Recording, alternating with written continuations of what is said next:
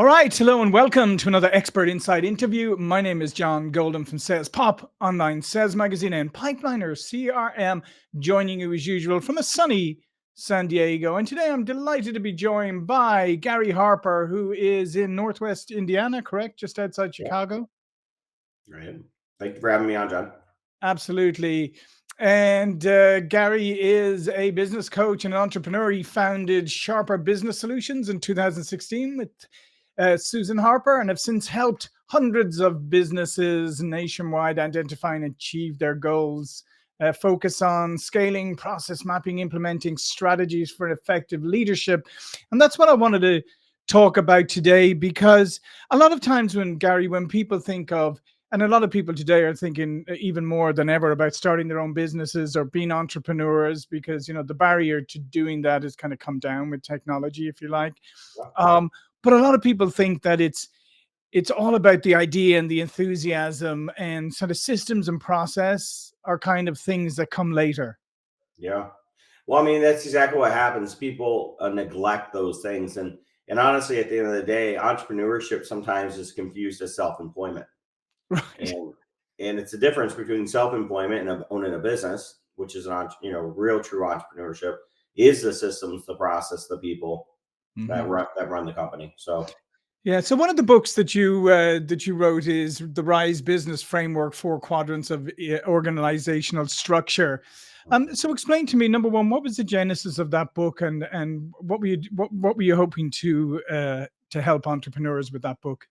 Well, John, I'll jump into that. I also want to congratulate you. I know you have a bestseller as well, and so I recently picked that up. Looking forward to reading it. Thank But you. the Rise Business Framework became a bestseller last year on Amazon, and the reason I wrote it is it kind of takes me back to like my years of entrepreneurship and then my years in corporate America. I saw a big degradation happen from the time I left corporate America, where all these things and structure and order and all that's already in play, to like starting them on my own and doing it on my own. Like, and I had won plenty of awards. I have a lot of awards over my shoulders from corporate America, but like it doesn't translate well from a Fortune 500 company down to entrepreneurship. And so I started using different types of entrepreneur operating systems and things like that were out there, but they all seem to lack something. They all seem to have something in them that just wasn't ideal, or just Mhm. wasn't going to bring me what I needed. And so what I decided to do was I wrote Rise because I wanted to translate corporate America and my training and teaching there into entrepreneurship, and I saw the pitfalls and mistakes that were being made by other entrepreneurs. And so writing Rise allows us to do this, that it's four quadrants. It's resource, inspiration, systems, and engagement. So Rise is an acronym. And it Mhm. talks really about like the different quadrants of business that we go through. I always say there are 5 stages of business. Harvard Business Review wrote about the 5 stages. And these quadrants are kind of the bridge from stage to stage. Mhm. So, when somebody starts a new company, it's they need resources, they need Yep. time, they need money, they need people. Mhm.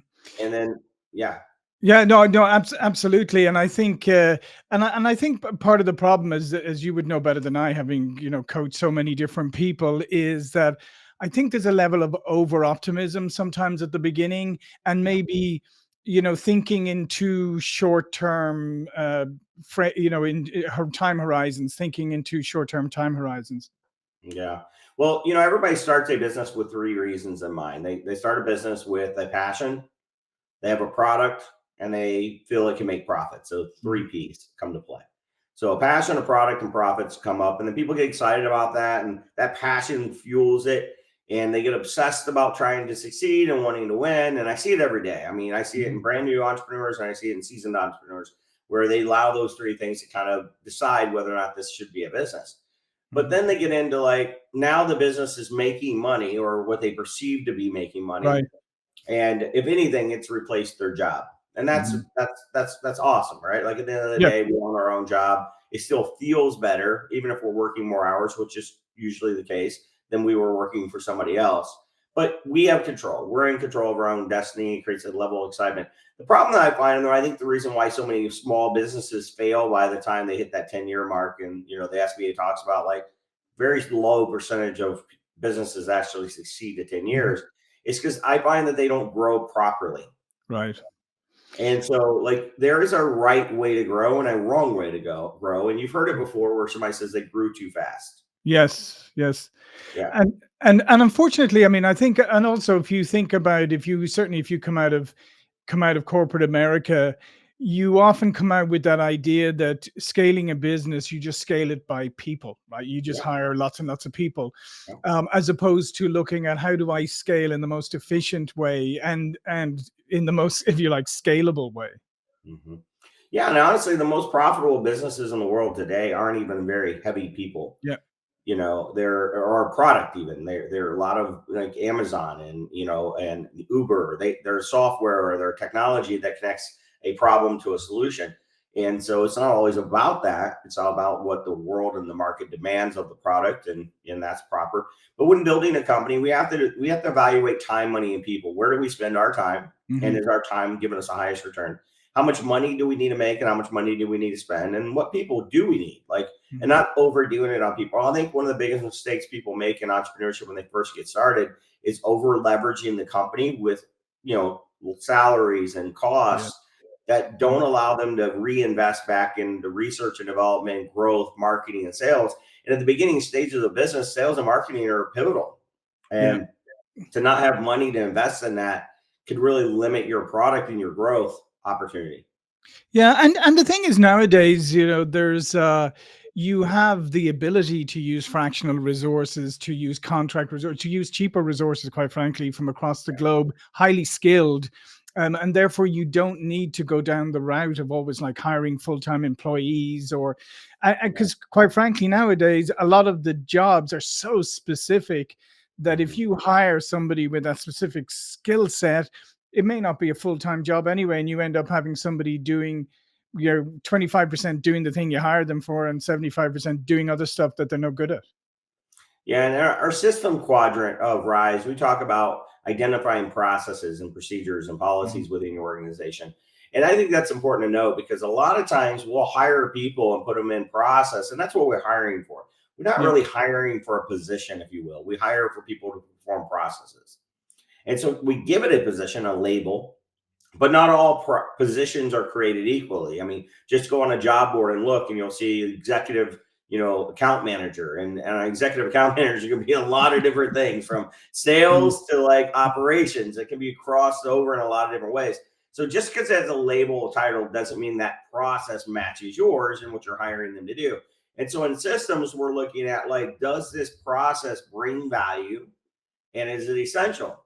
And we have a nine mhm. box system that we evaluate with. And if it doesn't bring value and it's not essential, then one, we should not do it. We should cut it Yeah, out.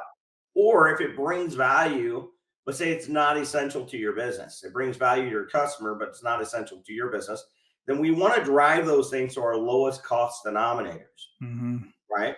Same Yeah, thing if it doesn't bring value, but it's essential. Maybe it's essential to you, but your customer goes, doesn't bring value. Like mhm. updating a CRM, for example, Yeah, and the pipeliner, right? Like that's extremely valuable, but it's not essential to your customer, but it is mhm. extremely valuable, which is Yeah. why we want a software that drives that value and is at a lower cost than having somebody sit there and type that stuff in all day. Yeah, no, no, absolutely, and I think that's it. I think that is, you. It's a really important point that I just want to underline that you said there, and that's evaluating every part of a process, and seeing, like, as you said, whether it's valuable, whether it's critical. Because oftentimes, I don't know, you could probably come across this all the time, Gary, but as human beings, we're hardwired to make things unnecessarily complicated, Yeah. or to try and build a process to exceptions rather than to the rule, and dealing with exceptions later. Yeah, well, that's true. And a lot of times, we focus so much on the exceptions, they they Yeah. they hurt the rule. And so I Mhm. always tell people when you're documenting your processes, you don't document the exception, you document the rule. Mhm. Leaders, managers are there for exceptions. That's why we have leaders and managers. Mhm. The process is for the rule. Mhm. And so it is important to stay within the process and not focus too much on an exception. Yeah, and then obviously the obvious part is to build, the processes to make it easy for customers to do business with you, as opposed to make it easy for you. Yeah. No, I mean, it's like Chick-fil-A, for example. Chick-fil-A, one of the rules is no resistance. Hmm. They want no resistance when it comes to their customers making a decision or being helped or things like that. They want to keep it as simple as possible so that people don't just say no. I heard a statement years ago. I think Donald Miller said it with I forgot the name of his book now, but he said, don't, when you confuse, you lose. Right. Yeah, and so like resistance in process creates confusion, creates complexity. And whether it's an employee or it's a customer, it's just the confused mind says no. They Hmm. just, oh, I'm done. I don't want to do this. And I think the other part too is, I mean, process is an ongoing thing. It's living, breathing. You should always be looking to improve your processes. I oftentimes see people like will put a process in place and then think, well, thank goodness for that. I've got the process. I don't need to worry about that. But then buyer behavior changes or the market changes or something changes. And now, as you said, now you're creating resistance where it shouldn't be. Yeah. And sometimes, the market doesn't change, the customer doesn't change, but then what we get is when we scale, it's not a scalable Right. process. And so we do have to change it. You made me think of the movie with the McDonald brothers, The Yeah. Founder. You ever seen that movie? Yeah. It's fantastic. Yeah. It is a fantastic movie anyway. So you think about like what they did, right? Like they're going to scale. They want to get bigger. And the two McDonald brothers went out to a tennis court Yep. and they process mapped out their kitchen, Hmm. right? And they redesigned it 3 times to drive efficiency and reduce the waste and eliminate resistance, Hmm. right? And they said, we want to eliminate this. Why? Because we need to get burgers out in 60 seconds, not 60 minutes. Yeah. Right. And so, like, because they were trying to scale, they were trying to get more, their product to more people. And then the purpose indicator showed up with 1 billion served. And like they wanted to hit 1 billion people eating their hamburger, and that was one of the things they were pushing towards. But you just made me think about that. Like it's a constant state of improvements that entrepreneurs live in. And whether they're getting started in the beginning and they're identifying resources, time, money, people, or they're Yeah. inspiring those resources with values, visions, and goals, or they're in systems, which is they're refining their process, procedures, and policies that we just talked about. They still have to get to a level of engagement, which is sales and marketing Yep. and branding and 10xing the business. And that's what Rise is all about. Rise is all about helping you bridge each one of those stages of growth the right way. And when somebody says you grew too fast, that's not a thing. It's you grew wrong, right? Right. Right. Most people want to go straight from like a product, a passion that's making profit, straight to engagement. They want to get this product to as many people as Mhm. possible. And a lot of times what happens is they come back around and go, man, my systems don't support this growth. I don't know what my goals even are. Why am I even doing this? And then they get back around to, I don't even know if I have the right people. Right, right. And I think, and even as you said, you want to get it out to the most people in the fastest time possible.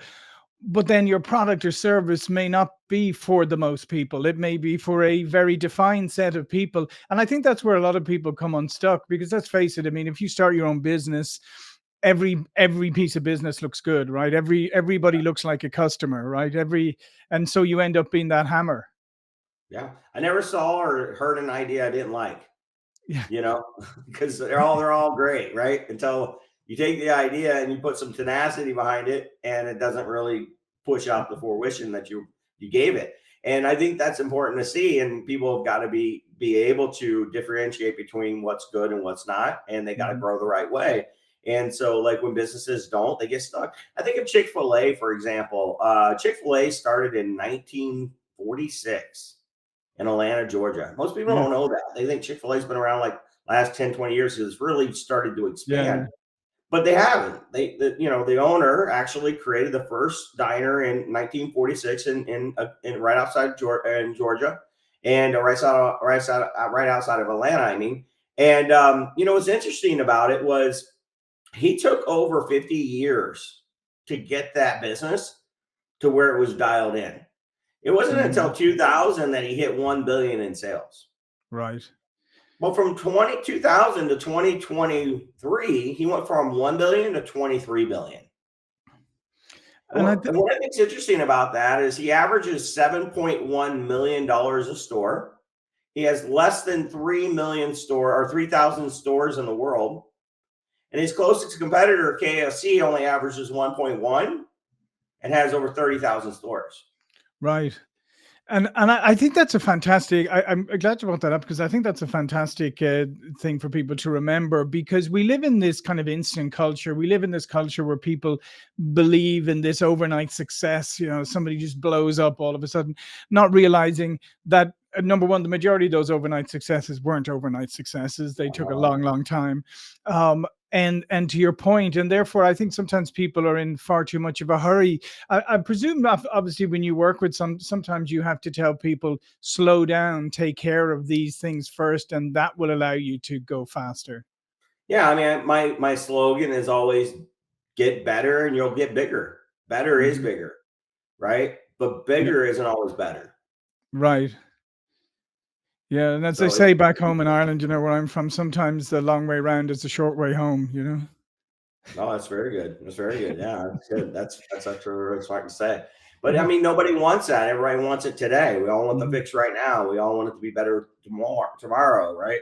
You know, even with what's going on in our economy right now, it's like, you know, it's instant gratification, but it's also instant pain. Like when the market crashed, like Yeah. everybody's like instantly in pain. We're not even giving it a week to see if it responds yet. We're just automatically in pain, you know? Yeah, So right. Yeah, you're right. I mean, we want the instant success, and then when we get the pain, we want it to instantly go away as well, right? right. I mean, I think the most emerging, you know, business model in the world right now is those little minute clinic emergency centers. Yeah. Because when somebody's in pain, they want it fixed. And you Yeah. know, the days of going to an ER and waiting 5, 6, 7, 8 hours for a broken arm or you know something that's excruciatingly painful, that's not obviously life threatening. They're going to minute clinics. They're going to emergency care centers, and you know, and paying it for it there $250 to $300. Why? Because they want out of pain. Yeah, no, absolutely. Yeah. And especially they don't want that emergency where you sit there for 5 hours and then you get called and you think, great, I'm in. And all they wanted was your medical Yeah. insurance information. And it's another 4 hours to wait till you get seen. Yeah, exactly. You know, Yeah. I wonder sometimes if they're just testing to see whether or not you make it in the waiting room. If you're making it in the waiting room, you probably could just go home. Exactly, exactly. And I guess the other thing as well about about managing, the thing that obviously gets a lot of small businesses or entrepreneurs is liquidity and cash flow and just the capital. Because I mean, as you said, you may start off, you may be selling a lot and you may be generating revenue, but when you're a small business, and especially if you're selling to bigger businesses, oftentimes they'll go, well, you're a small business, I'm not going to pay you. I'm going to pay you in 60 days or 90 days, or because I know you're not going to be able to do anything about it. So I'm going to put you to the back of the list. And now I have revenue, but I have no liquidity. Yeah, and we look at that and help companies just you know define their cash conversion cycles, which is Mhm. a cash flow cycle. And we're looking at it. I have a background in Six Sigma, so I'm always looking at it and going, what's the SIPOC of the business? Supply, Mhm. input, process, output, customer.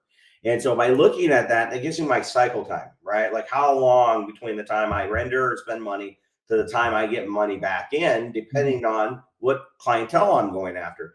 And it gives me the ability then to create a business perform. I think one of the biggest mistakes, and we talk about resources, time, Yeah. money, and people. The money part is us creating a business performa that projects out. It's not reality, but it projects out based on your cash conversion cycle, your cash flow, what you can expect to spend and make every month and net Mhm. out.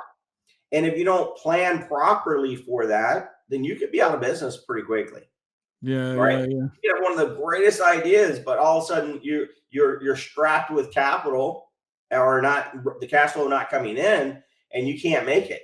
You can't make it to Mhm. the end of the cash conversion cycle, right? And Yeah. so and then knowing like what that cash conversion cycle is and having enough in reserve so that if you're a business that's being levied by tariffs today in our economy, like how do I get back to cash? Yeah, yeah, and absolutely. I mean, that could be totally undo your business. And I think the other thing that you mentioned at the beginning is just being very discerning in what you spend your money on. I mean, I even look back to examples of my own past, where I look back and say, we shouldn't have spent money on those things near the beginning. Those weren't the important things. But sometimes you get carried, yeah, you get carried away on your own enthusiasm, right? Yeah, I mean, I was coaching a business a couple of weeks ago, just starting up, and they're like, you know, should we spend money on more product or should we spend money on a website? You know, Mhm. and right now with where they are, they don't need a website. You know, No. their business doesn't come through the internet, right? It Right, comes right, through right. comes through TikTok Shop, right? I mean, so it doesn't come through like your traditional internet, the Google. It comes through TikTok Shop, and they're fulfilling for it. And like that's where those customers are finding them. They don't need to see a website, you know. Yeah. So like, why would we get money put in a website when we should just put it back into the product? Yeah, and I think that's a great point to, to finish on there, because that's another one there is where people feel like I need to be everywhere instead of I just need to be where my customers are right now. And if I'm doing great business coming through TikTok, I don't really need to be anywhere else right now. I need to, build myself up. And if I discover there are customers in other channels, and that's great. But oftentimes you get that thing where it's like, oh no, we need to be on all these platforms, and you go, why? Yeah. Well, it's a lack of focus. And at the end of the day, focus stands for something. Hmm. Follow one course until successful, Yeah. right? That's what focus stands for. And I think it's important for businesses, especially entrepreneurs, young business owners, to stay very focused and not chase the shiny objects or not try to be everything to everybody at the beginning, because that creates complexity and that drives resistance. Yeah, no, I'm a huge believer. I had my own management consultancy for a short while. It was called Focus Revenue Results, because that's what I always believe, is that if you have the focus, the revenue and the results will come. Yeah, no, I'll tell you a funny story. One time I was at a group, and a guy was up teaching, and he was teaching on focus, and it was, he owned a consulting company as well, but he was from Jamaica, and he had a very heavy Jamaican accent. And so every time he said the word focus, he said, "You need to focus," and I just started laughing, and I turned to the person sitting next to me at the time, and I'm like, "That's what happens when we don't focus." Excellent. Well, listen, thanks, Gary. This has been fantastic. All of Gary's information will be below this video. But before we go, please remind people about what you do. Well, we own about 14 companies, but our focus directly right now is building our consulting arm with the Rise Business Framework and helping entrepreneurs today go from sick to successful and growing properly. Excellent. Yeah. Well, listen, so many nuggets of wisdom today. So I encourage you to go check out Gary and his work. So thanks again, Gary. Thank you for watching, listening, and I will see you all again very soon.